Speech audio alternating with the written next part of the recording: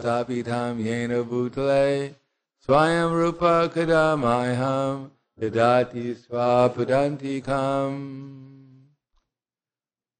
So I'm happy to be here on the appearance day of the Bhagavad Gita, and I'll give a summary. Of course, summary means short, otherwise there's no reason to give a summary.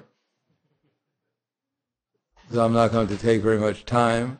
There are 18 chapters of Bhagavad Gita. And generally the 18 chapters are divided into 3 different sections. The first 6 chapters of the Bhagavad Gita, as Prabhupada writes in one purport, the living entity is described as non-material spirit soul who is capable of elevating himself to self-realization by different kinds of yogas. Therefore, the first 6 chapters deal with the different kinds of yogas that can bring us to the point of understanding and appreciating devotional service.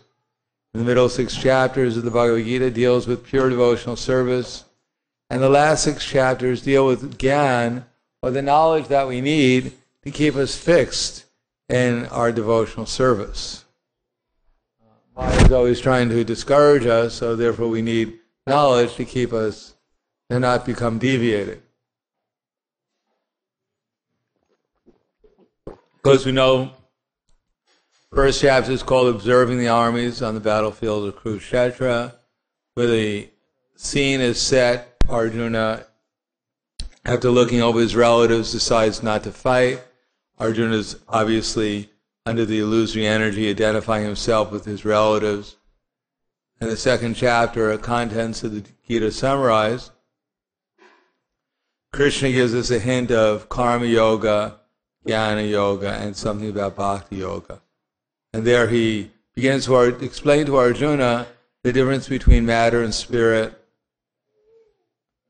as well as the vana and ashram, beginning with Swadharmam apichaveksham, navigam pitum arhasi, dharmyana yushayanyak kshatriyasya navidite. Considering your specific duties of kshatriya, you should know, happy are the kshatriyas, O Partha, to whom such fighting opportunities come unsought, opening to them to the doors of the heavenly planets. Therefore, the concept of duty is introduced. Krishna begins first with Sankhya, the difference between matter and spirit, and then introduces the concept of duty. And then Krishna introduces slightly the understanding of bhakti,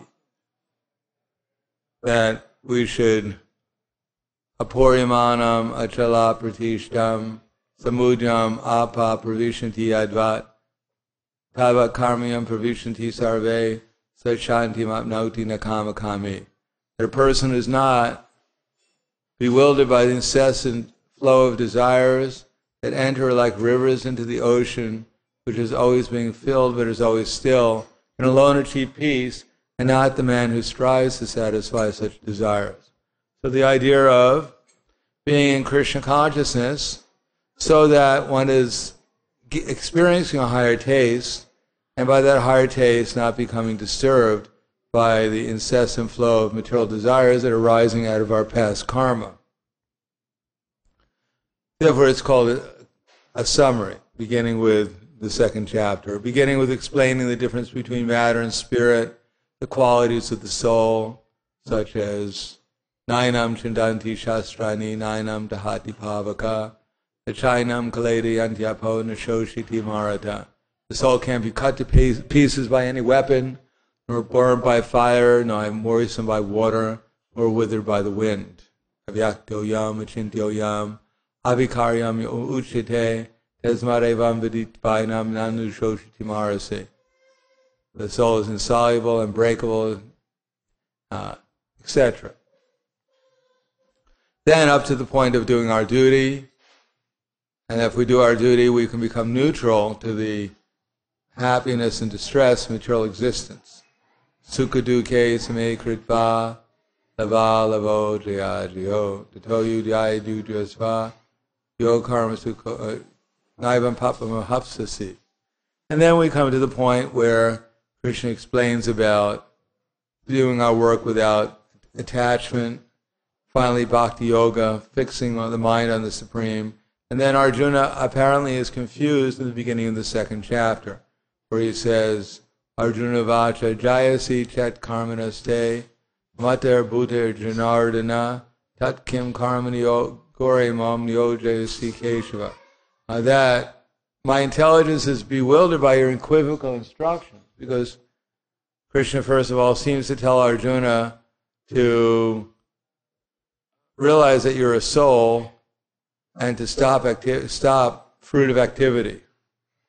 Do your duty, but stop fruitive activity. And then he tells Arjuna to wake up and fight. So Arjuna seems confused. Is he supposed to do his duty, or is he supposed to stop and become inactive? So Arjuna says, Jayasi, why you ask me to do this horrible work if you think that intelligence is better than fruitive work? In other words, Arjuna thought that Krishna consciousness is something like going to a secluded place and meditating. He didn't realize that activities in Krishna consciousness are not on the material platform. So Krishna answers that question in the third chapter, explaining that all living entities, they have to do something. Nahi kaschit chenamapi jatu tishtati karma krit karyate yavasha karma sarva prakriti jan gunai. That all living entities are forced to act helplessly according to the three modes of material nature. Therefore, no one can refrain from doing something, not even for a moment. So we have to be active. Now the question, what kind of activity? So Krishna says that generally self-realized persons, they also have no reason to do activity in the material world, but they do it, just like Janaka Maharaj, Kamanaiva hi samsudi, asita jadakanaya, loko sangaram evapi sampashan kartu maharasi. Even like kings like Janaka and others, they did their duty just to set the example for others. So even if we think that I'm a self-realized person, there's no need for me to do my duty, but Krishna says that even such self-realized persons, they also do their prescribed duty just so that people in general will follow in their footsteps. And even Krishna himself comes and personally does his duty just so people can follow his example and not become misled by the demands of their senses and mind. Because otherwise, Krishna says, when people become misled by the demands of their senses and mind, when they don't do their duty, the result is vana sankara, which is unwanted children, and unwanted children not properly educated or trained, and they grow up simply creating a disturbance in society. Then Krishna explains that not only one should do one's duty, but one should perform some kind of sacrifice. Well, let's say. So he goes from up to the point where prakrite kriyamanani gunai karmani sarvashaha ahankara vimudatma kartahamiti manyate. That the bewildered soul, under the influence of the three modes, thinks himself to be the doer activities, which are actually carried out by the three modes of nature. In other words, we can become an instrument. We ourselves are not the doer of the activity, but we're the desirer. And when we desire to fulfill Krishna's desires, then we become free from the illusion of thinking ourselves to be a material body. But when we desire to fulfill the desires arising from the senses and mind, then we remain attached to the mundane platform. And tattvavitu mahabaho gunai karma vivagayo guna guneshu vartanta iti matvana sajate. That one who's when knowledge of the absolute truth, almighty armed, doesn't engage himself in the senses or in sense gratification, knowing well the difference between fruitive results, work for fruitive results, and working for the Supreme. Then Krishna says, even you try to do your duty, but you don't do it perfectly, still, whatever progress you make is beneficial. On the other hand, if you give up your duty and you just act whimsically, then you won't obtain anything auspicious by such activities. Then he says, Sadvisham Chetaso Yasu prakritiri gyanavanapi prakritim yanti bhutani nigraha kim kurishyase. That even a person, he wants to do something other than his duty, but even if he does that, he's not going to be ultimately very successful. Even he tries to repress his real duty and try and do someone else's duty. One should try to do his own duty. And then Krishna says, Indriyasyarte raga dvesho vyagdasyacho. That attachment and aversion, the sense objects, they're felt by all living entities. But one should not try to come under the control of such attachment and aversion, because they're stumbling blocks in the path of self-realization. So we may like certain things, we might dislike certain things, but that shouldn't be the criteria for why we do things. The criteria should be what actually Krishna wants us to do ultimately, or if we're not sure what Krishna wants us to do, then we should follow our duty. What we understand our duty is coming from higher authorities. So then finally in this end of the chapter, Krishna says, well, near the end, he says, Swadharmam Shreyam Swavadhumo Viguna Paradharma Sunistitat Shreyvaya Parma Bhaya Paradharmo Bhayanaha Shreyo Swadharmam Api Shreyo Swadharmam Vigyanam Paradharma Sunistitat Shreyadharme Vijayam Gyayak Paradharmo Bhayavaha. That it's better to do one's own duty, even if it's imperfect, than to follow someone else's duty. Destruction, the cost of one's own duty, is better, but to follow someone else's path is dangerous. In other words, Krishna, he wants us to do something with this body, and we follow it. Our duty, just that mood of following and being dutiful, will liberate us. Dutiful to the Supreme. On the other hand, if we act even someone else's duty, we may think it's better, but because we're not following the authority, therefore we won't make any progress, and we may get into a lot of trouble. So then Arjuna asks Krishna the famous question, Ata kena prayukto yam papam charati purusha anitshamapi varshneya baladiva niyojita. My dear Krishna, by what force is one impelled to do things that are sinful against one's duty? So then Krishna says, Karma, Shri Bhagavana Vacha, Kama Esha, Krodha Esha, Rajaguna Samudbhava, Mahashana Mahapatma, Vidyanam Ihavarina.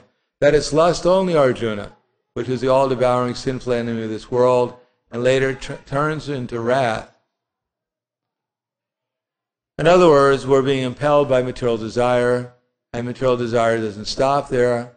When it's fulfilled, then it turns into greed, and when it's unfulfilled, eventually it turns into anger, which turns into delusion and forgetfulness, and then we forget. We can't see things properly. We invent our own world because we live in a world of illusion without real intelligence. And then Krishna says, Maya has two qualities, Avaratmika Shakti and Pragatmika Shakti. So one quality of Maya is that it covers the living entity. Dumena Vriyate Varnira, Vitardar Shovalena Cha, Yatovi Avrita Garavas, Vitatenedam Avritam. Just like the dust is covered by, the Amira is covered by dust, the embryo is covered by the womb, or a fire is covered by smoke, so the living entity is covered by different degrees of lust. In the animal life, then it is compared to the embryo covered by the womb. The child is in a very difficult state, can't even move, completely bound up by its circumstances. A little bit more than that, a little less difficult, is compared to the mirror covering the dust. And then the human form of life is fire covered by smoke, because if the fire is handled carefully, it can blaze, and then the smoke will go away. So that's Avaratmika Shakti. We're covered, we misidentify ourselves with this body, and therefore we become implicated in material activities. And then, again, let's see. What's the next one? Aganena tutavri. Papam. Higana, no, sorry. Yanena tutaraganam. All right.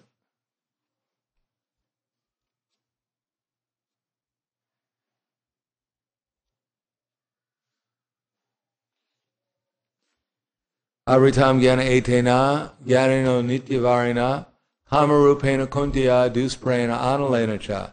Thus a man's pure consciousness is covered by his eternal enemy in the form of lust, which is never satisfied and which burns like fire. So we're covered by lust already. It's not that if we do something wrong, we'll be covered by lust. We're already covered by lust. That's why we misidentify ourselves with the body. And it's always impelling us. Therefore, unless we engage ourselves in Krishna's service, therefore we're sure, as soon as we stop engaging in Krishna's service, at once the material nature will begin directing us in its service. And therefore it was advised, Indriyasyundriyasarte ragadvesho vyudasya toryorna Indriyana manobuddhira yan manobudhiyate tadasya harati pragya. That's not right, indeed. Indriyani manobuddhira asya dishtam uchite eter vimohat yatyesha jnanam avrityadehinam. The senses, the mind, the intelligence are the sitting places of lust, which veils the real knowledge of living entity and bewilders him. In other words, Krishna has given us hints where the enemy lies and how to conquer the enemy. The enemy lies, first of all, it begins with a hearing process. When you hear about the glories of sense gratification, then the mind and the senses become the repositories of lust. And then when the soul desires to fulfill the lusted desires that are arising from the body and the mind, then it creates a false ego is awarded to the soul, and his intelligence becomes lusty. And therefore, lusty intelligence influences the spirit soul to acquire a false ego by which he misidentifies himself with the mind and senses for sense gratification. Then Krishna gives us the solution, Tasmat tvam indriyan yado ninyam bhavat bharatarshava atmanam prajihiyenam jnana vijnana nashinam. Therefore, O Arjuna, in the very beginning, curb this great symbol of sin, lust, by regulating the senses and slay this destroyer of knowledge and self-realization. In other words, when we do our service for Krishna, then when Krishna is pleased, when we come in contact with him, then by the higher experience of Krishna consciousness, then we become unattached to the demands of the mind and senses, because we practically don't even perceive them, or gradually, progressively, we perceive them less and less, and by the fire, by the spiritual ecstasy of coming in contact with Krishna, gradually all these unwanted material desires are eliminated. Then, so Krishna summarizes the chapter by saying, Evam buddhe puram buddva samstabhyatmanam atmana jahi shatru mahabaho kamarupam durasadam. Thus, knowing oneself to be transcendental to material senses, mind, and intelligence, O Arjuna, one should control the lower self by the higher, and thus by spiritual strength conquer the insatiable enemy known as lust. In other words, we ourselves as souls, we have a choice. We hopefully have a choice. If we hear Srimad Bhagavatam, Bhagavad Gita, we can find out what our choices are. Namely, at every moment we have the choice either to engage ourselves in Krishna's service, or as soon as we stop doing that, then our mind and senses will carry us away by their demands. If we have contact with Krishna, by the happiness and the spiritual enlightenment we get from being in contact with Krishna, then we can remain aloof from the demands of the senses and the mind.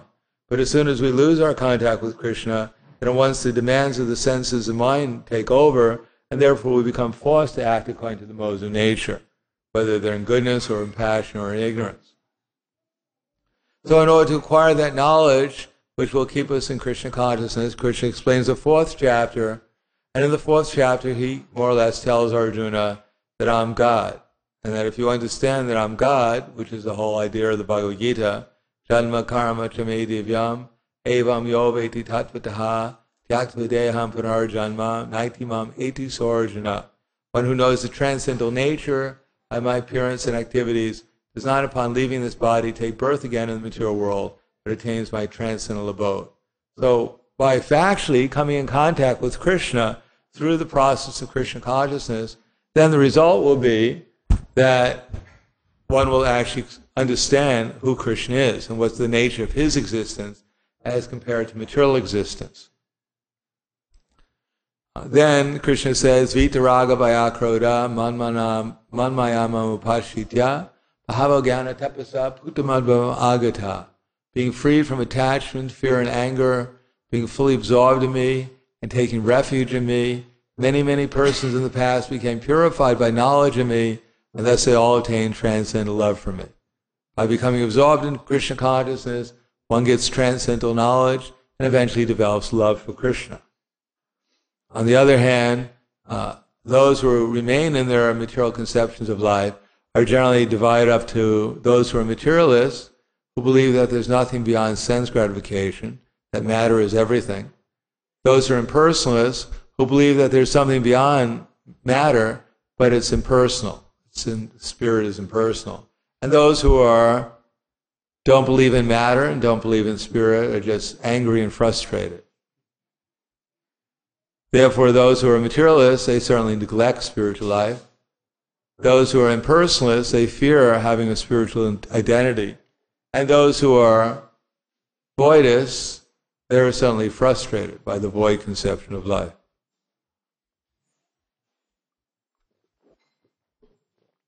But to get free from these misconceptions, one has to approach a bona fide spiritual master, hear from him submissively, and then follow the instructions to gradually become conscious of Krishna, of which the last stage is said to be bhava, or the beginning of transcendental love for Krishna. Then Krishna spends the other part of the 4th chapter explaining about sacrifice. That we have to sacrifice either for something material or spiritual. So he concludes that this best sacrifice is tadvidi pranipatena pariprashnena sevaya upadekshanti te jnanam jnaninas tatvadarshanaha. Approach someone who's actually aware of Krishna. By submissive inquiry and service, become Krishna conscious ourselves. And the result is we'll realize that everyone is Krishna's eternal servant. Therefore, we won't think that they're my friends or my enemies, that they're my relatives, whatever else we may think. We'll think that everyone is actually eternally related to Krishna, and therefore one becomes interested in serving Krishna by helping to enlighten other living entities to become Krishna conscious. And then Krishna says that this is real knowledge, and by this knowledge it'll burn to ashes the reactions of all our previous activities. And he says, Shravan labate jnanam tatpara samitendriyaha jnana lava param shantim akcharena digachati. That a faithful person who is absorbed in such knowledge and subdues his senses quickly attains the supreme transcendental peace. But on the other hand, agyas treshradanascha samshayatma vinashati nanyam lokasti naparo nasukam samshayatmaha. Those who doubt the revealed scriptures go to ruin and perish. For the doubting soul there is happiness neither in this world nor in the next. So if you have no faith in Krishna as being God or his instructions, then certainly our lives will be unsuccessful.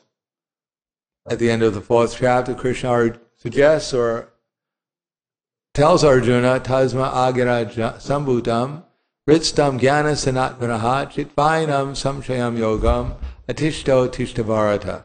That the doubts which have arisen in your heart out of ignorance, O Arjuna, should be slashed with a weapon of knowledge, armed with yoga, O Bharata, stand and fight. So he tells Arjuna that now you're in ignorance, therefore there's so many doubts that you're my servant, or that others are my servant. But gaining this knowledge, knowing that you're my servant, you should find out what I want you to do and do it, and then all the ignorance in your heart will be slashed to pieces. You'll get out of the bodily concept of life, and you'll begin to realize your eternal relationship with me. Then in the 5th chapter,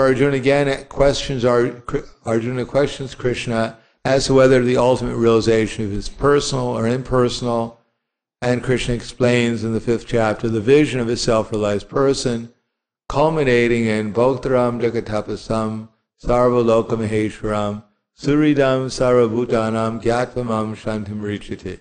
That a self-realized person, he sees everything as being Krishna's property. And at the same time, he knows that everything is meant for Krishna's service. And that Krishna is the ultimate benefactor and well-wisher of all living entities. Therefore, Krishna is actually wants everyone to become Krishna conscious for their benefit. In the 6th chapter, Krishna, Sankhya Yoga, he explains about the process of realizing him through the eightfold process. But at the end, Krishna says, Yoginam api sarvesham madgaten antaratmana Shraddhavam labhate omam sameyuktatamam mataha. That of all the yogis, he always abides me with great and transcendental faith, worshipping me in devotional service, and always meditating upon me, that he is the best of all the yogis, Krishna says. In other words, the best yogi is one who's constantly thinking about Krishna and serving him with great transcendental love and faith. And to come to that point, Krishna introduces in the 7th chapter, the middle 6 chapters of the Bhagavad Gita, the knowledge of the Absolute Truth, where he says, Maya saktimanak parata yogam yunjan manashaya asamshayam samagramya mama yatagyasiti tatshanu. Now hear from me, O son of Pritha, how by practicing yoga in full consciousness of me, with mind attached to me, you can know me in full, free from doubt. In other words, just by hearing from Krishna or from Krishna's representatives, our doubts can gradually be dissipated. They're dissipated when we hear from self-realized persons who can tell us how to practically work in this world to do some practical service for Krishna. And by such faith that Krishna is God and that we are his servants and doing our activities to please him, then everything is revealed. That is, everything is that we actually, Krishna reveals himself, and then we realize that we're actually are Krishna's servants. It's not just a theory, it's a reality. Krishna spends part of the 7th chapter talking about the different ways of seeing him in the world. Rasaham apsnukuntiya prabhasi shasi suryo pranavasara vedeshu shabdake purusham rishu. That I'm the taste in the water, the light in the sun and the moon, the syllable alone in the Vedic mantra, and the sound in ether and Vili in man. Then he discusses different types of persons who perform sacrifice according to the Vedas, but don't understand Krishna very well, such as the demigod worshippers and the impersonalists.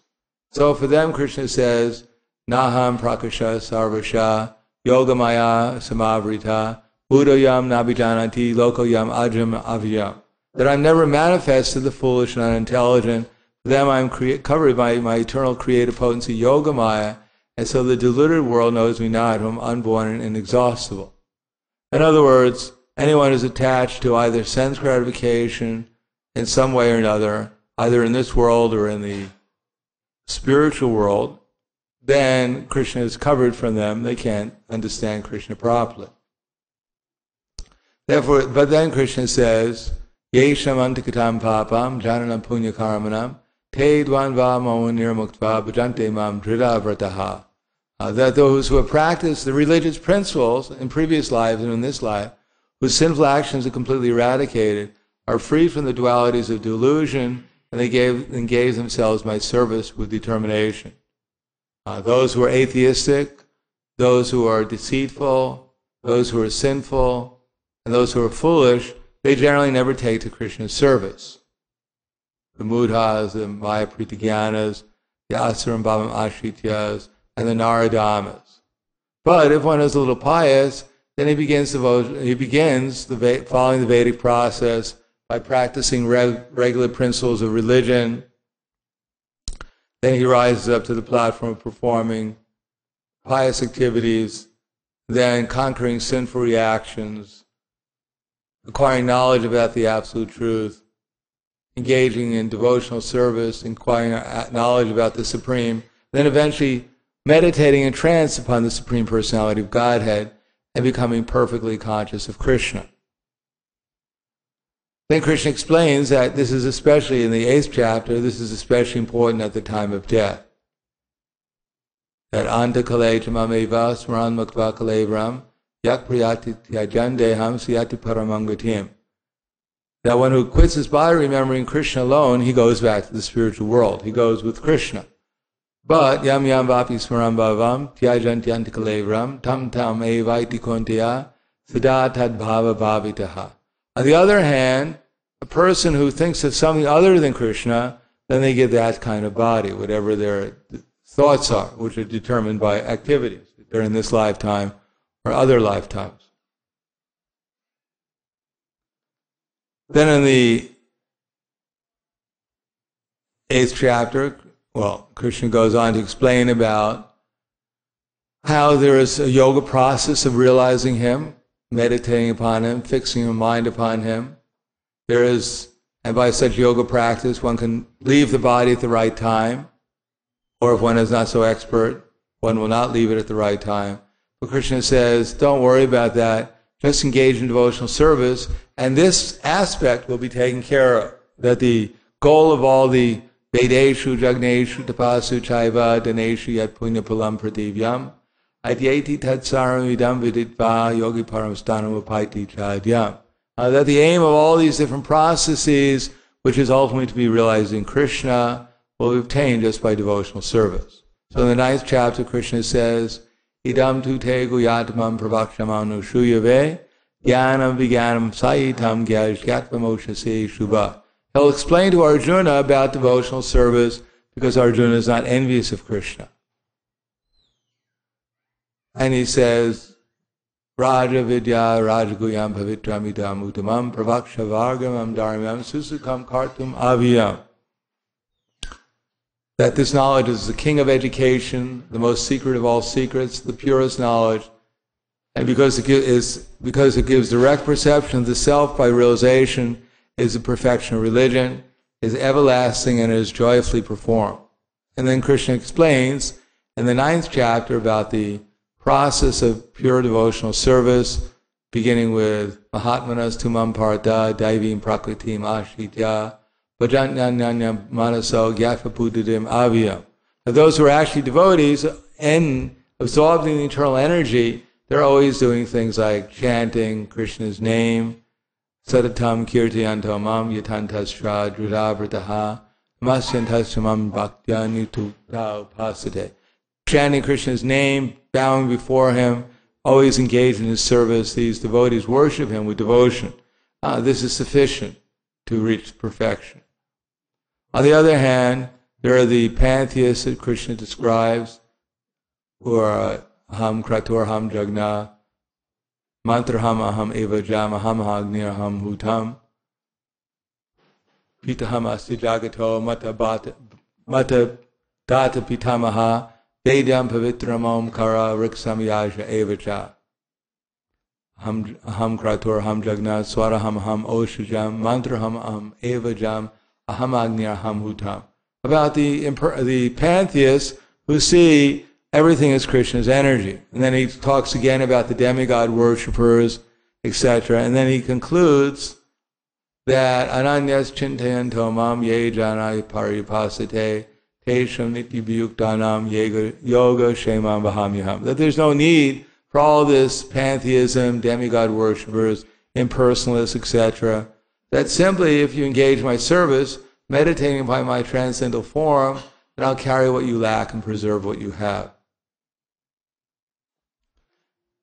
And he says, Patram Pushpam Plam Toyam Yome Bhakti Priyachate. You don't have to have anything, just a desire to please me.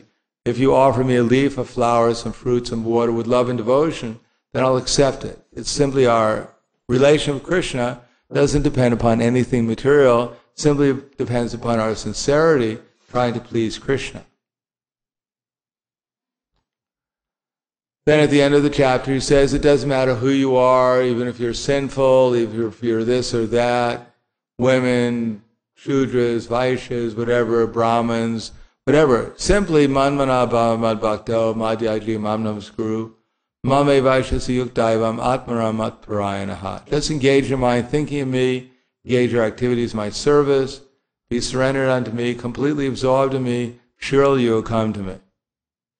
And then in the 10th chapter, we have the Chatur Sloki verses where Krishna says, I'm God, I'm the source of everything. The devotees glorify me for this, and therefore they tell others how to engage my service, And when others follow their instructions and consistently and enthusiastically engage in my service, I give them more and more intelligence how to do that service. And when I become pleased with them, I purify their hearts, and then they become aware of me. And then becoming aware of Krishna in this world means to see how everything is Krishna's energy, and Krishna explains in the 10th chapter some of the important energies he has. He says, beginning with Aham Atma Gurukesha Sarabhutaya Sthita Aham Adishta Madhyam Cha Bhutanam Anta Evacha, that I'm the super soul. He begins with the super soul, Aham Atma Gurukesha Sarabhutaya Buddha, who's in the hearts of all living entities, and the beginning, the middle of all, end of all things.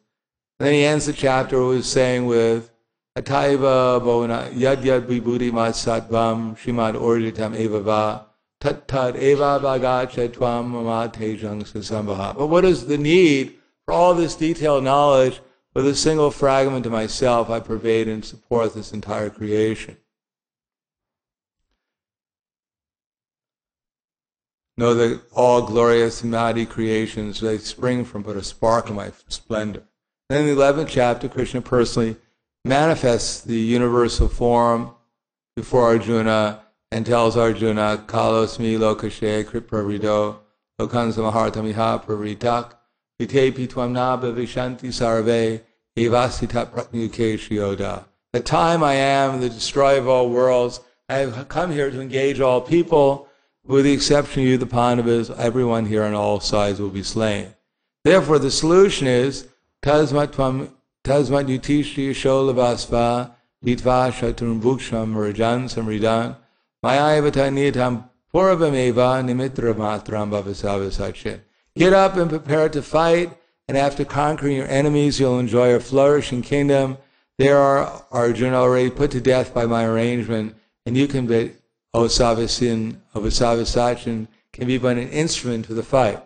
In other words, if we want to get out of material entanglement, we have to become very serious and surrender ourselves to Krishna's mission,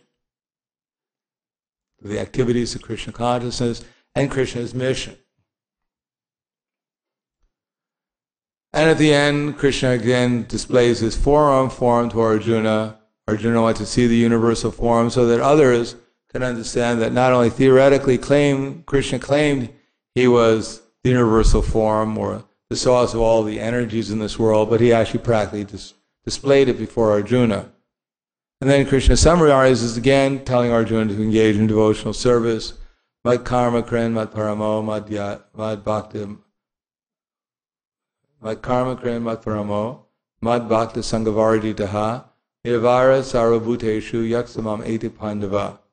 Why, dear Arjuna, one who engages in my unalloyed devotional service, freed from the contamination of previous activities and from fruitive activities, who is friendly to all living entities, he certainly comes to me.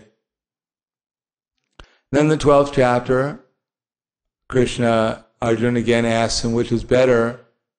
Now he's not asking about either fruitive activities or devotional service. He asks him personal realization or Krishna consciousness. And then Krishna tells him that actually, the best thing is to fix your mind upon me as a person. And he says, the best thing is to fix your mind upon me, engage all your intelligence in me. But if you can't do that, then follow the regular principles of Bhakti Yoga and gradually try to develop the desire to attain me. If you can't do that, then at least try and help the preaching movement, and that way you'll come to a higher stage, etc.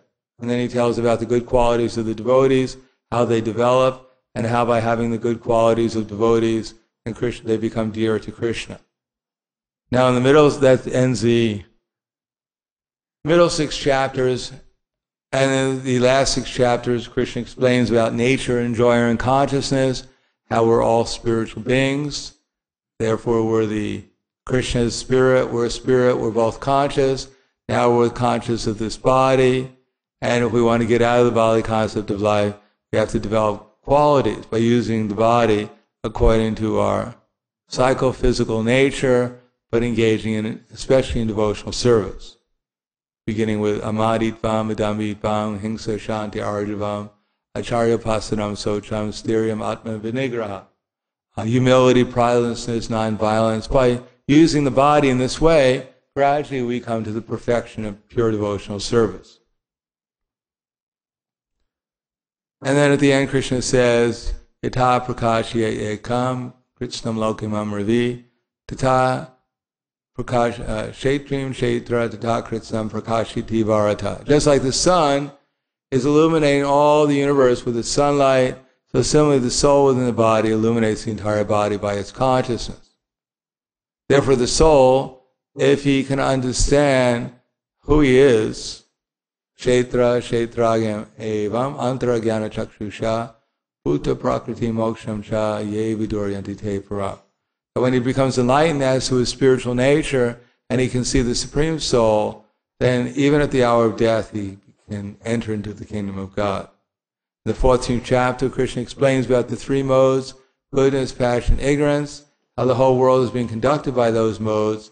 But if we engage in devotional service, Mam chaya vyabhicharena bhakti yogena sevate sa gunan samatiti aitam brahma bhuyaya kalpate. By engaging in devotional service, we transcend the modes of nature and come to the realization of Krishna, Brahman. Brahmano hi pratishtaham amritasya vyasya cha shasvatasya cha dharmasya sukhasya kantikasya cha. And then, in the 15th chapter, Krishna says again that I'm God, that the universe doesn't go on accidentally, that everything comes from me. Beginning with Ordva, Gachati, Satvasta, Ordva Malamadakshakam, Ashvatam, Prahur, Abhiyam, Jadamsi Yasya Parnani, Yasvam Veda Saveda. That there is a banyan tree, has its roots upward and its branches down. In other words, that this world is the perverted reflection of the spiritual world. And that if we look at it properly, we'll see Krishna's hand within everything. Beginning with Gamavisha Chabutani, or Yadadititash Tejo, Jagat Pasyate Kilam, Itchandamasya Yatste Do, Tat Vidi Mamakamika, Tat Tejo Vidi Mamakam. That the splendor of the sun, the splendor of the moon, the splendor of fire, all these things are coming from Krishna. Gamavisha Chaputani Daryamaham Ojasa Pushnami Chosadi Sarva Samodbhukva Rasakaha. That I enter the planets, and by my energy I supply the juice of life to all the vegetables. I enter into the planets, and by my energy they stay in their orbits. Savasya Chaham Ridi Sanavishto Matak Smritir Gyanam Aponam Cha Vedaish Cha Saham Aham Meve Vedyo Vedanta Kriveda Ved Eva Chaham. That I am situated in everyone's heart, and everything, remembrance, knowledge, and forgetfulness comes from me. If you become my devotee, I help you remember me, and I help you forget material existence, and I give you all knowledge about what reality is. If you want to forget me, then I help you forget me, and I help you only remember your material conceptions, and you think your ignorance is actually progressive knowledge. Then at the end of the 15th chapter, Krishna says, Ya'inam Yo mam evam asamudao janati purushotava sasarva vit pujante mam sarabhavena bharata. That one who knows me as the Supreme Personality of Godhead without doubting is said to be the knower of everything, and therefore engages himself in pure devotional service.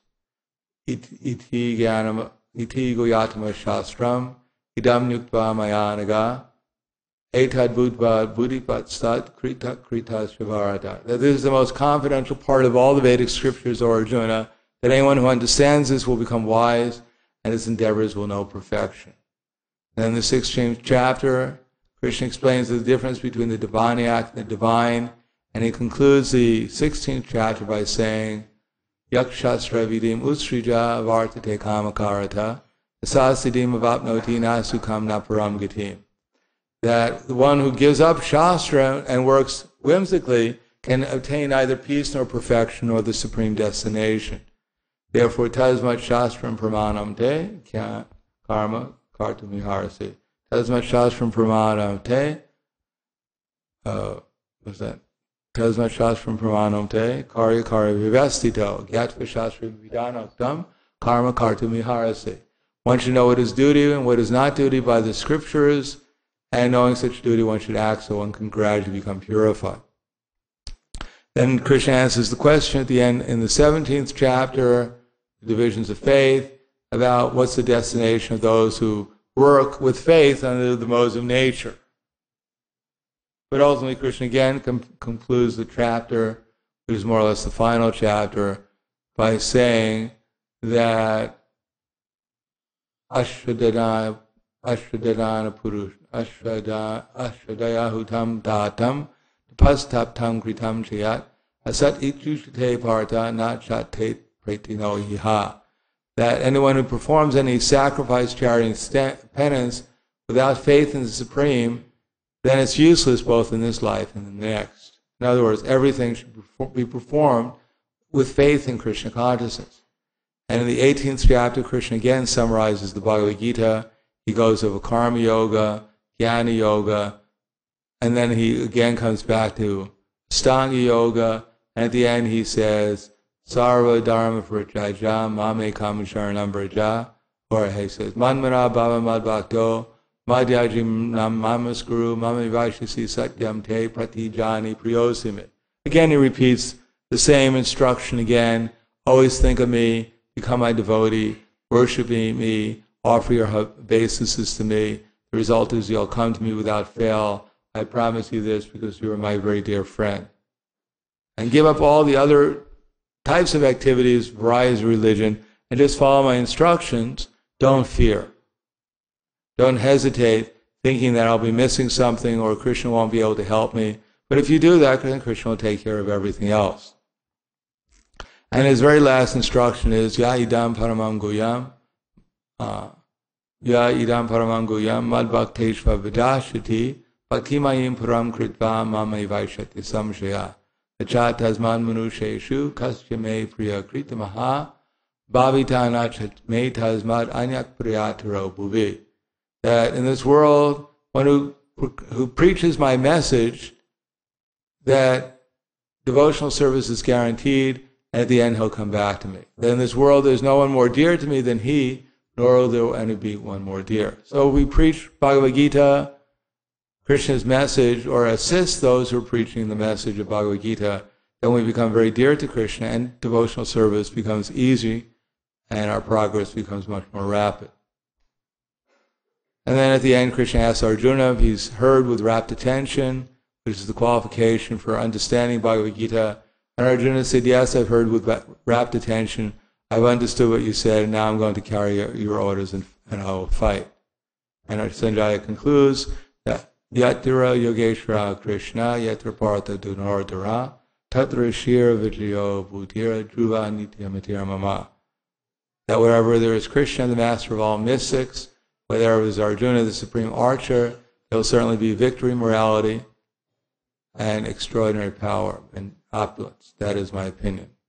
So, anywhere where we follow Bhagavad Gita, we hear the message of Bhagavad Gita, follow its instructions, certainly all the good qualities of the demigods will be given to us. We'll be able to transcend material existence and revive our relation with Krishna and begin our real life again. So, stop there. Thank you. Any questions? Yes.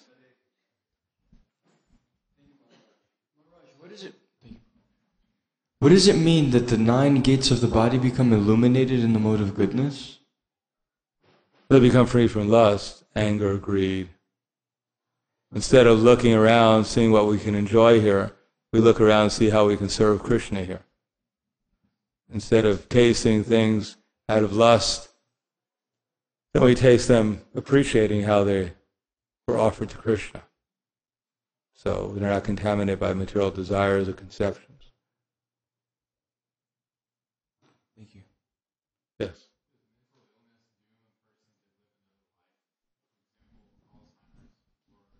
Well, other lives are in this life.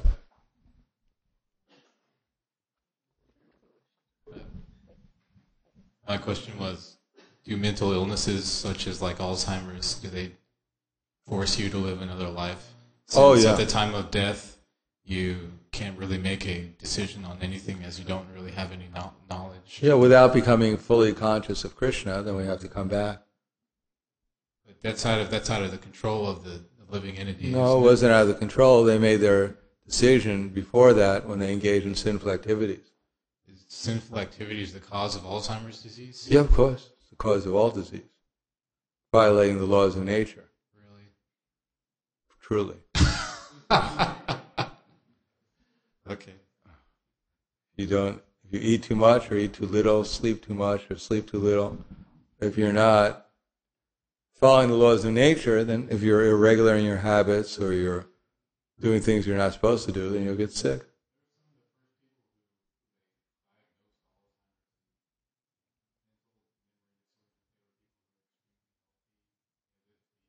Well, they were so healthy.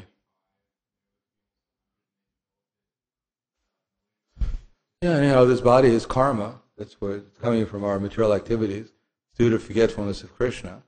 So whether you die from Alzheimer's disease, you die from a cold, you're going to die anyhow. Yes. Kind of a follow-up question, because I've wondered that too. If somebody does have a terrible disease where they can't think clearly, could that be karma from a previous life, maybe? Both this life and previous life. This life is a manifestation of some of our previous lives.